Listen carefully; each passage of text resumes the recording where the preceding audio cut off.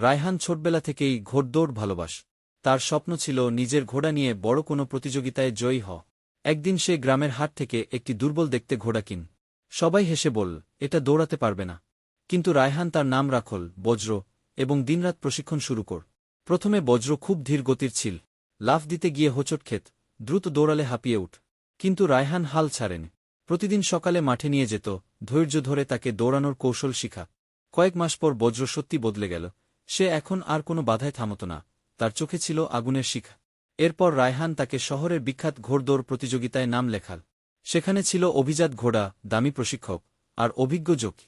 বজ্রের দিকে তাকিয়ে সবাই বলল, গ্রামের ঘোড়ার এখানে আসার যোগ্যতা নেই। প্রতিযোগিতা শুরু হল। বজ্র প্রথমে একটু পিছিয়ে পড়ল, কিন্তু রায়হানের ভরসায় সে সাহস হারাজন। একে একে সব প্রতিদ্বন্দ্বীকে টপকে বজ্র সামনে এগোতে লাগল। শেষ মুহূর্তে বজ্র তার সর্বোচ্চ গতিতে ছুটে গিয়ে সবাইকে পেছনে ফেলে দিল। বজ্র আর রায়হান বিজয়ী ট্রফি হাতে নিল। যারা অবজ্ঞা করেছিল তারাই এখন অবাক হয়ে বলল, সত্যিকারের জয় আসে পরিশ্রম, ভালোবাসা আর বিশ্বাস থেকে।